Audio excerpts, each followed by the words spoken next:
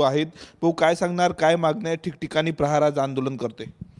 एकतर मानधन वाढ इतर राज्यामध्ये 4 ते 5,000 रुपये मानधन आहे दिव्यांगांना. आपल्या इथं फक्त 1,500 आहे. ज्याला 2 पाय नाही, हात नाही, अशांना 1,500 रुपये या महागाई काळात मला वाटते काही अर्थच उरत नाही.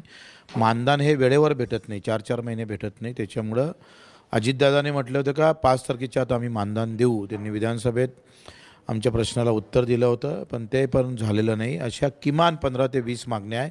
घरकुलाच्या असेल, शिक्षणाच्या बाबतीत असेल, रोजगाराच्या संदर्भात असेल.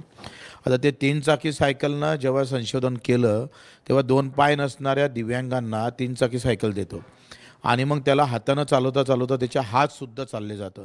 म्हणून त्या बॅटरीवरच्या किंवा इलेक्ट्रॉनिक सायकल कशा देता येईल तोही, आणि 3 चाकी सायकलवर बॅन आणाव्या, अशा विविध मागण्या आम्ही सरकारसमोर ठेवल्या होत्या. त्याच्या अजूनही काही निर्णय न घेतल्यामुळं राज्यभर प्रत्येक जिल्ह्यात दिव्यांग बांधवांचं भीक मागो आंदोलन सुरू आहे. आणि यामध्ये जर त्यांनी सरकारनं लक्ष दिलं नाही, संदर्भात मीटिंग लावले नाही. मी फडणवीस साहेबांना मॅसेज पण केला होता. त्यांनी सांगितलं होतं का आम्ही मीटिंग लावू.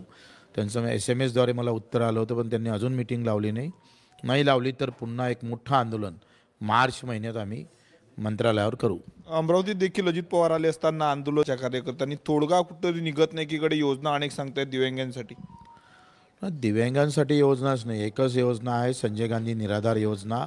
त्याच्याशिवाय कुठलीही योजना नाही आहे. अपंग वित्त महामंडळाकडून जे कर्ज वाटप दिलं जातं त्या पण 0% सबसिडी नसतं. म्हणजे अशा ज्या योजना आहेत त्यामध्ये बदल करून एक वेगळ्या प्रकारचं धोरण आखणं फार गरजेचं वाटतं. तुम्ही स्वतः आंदोलन करणार पुढच्या काळामध्ये? हां, मार्चमध्ये आम्ही स्वतः आंदोलन करू.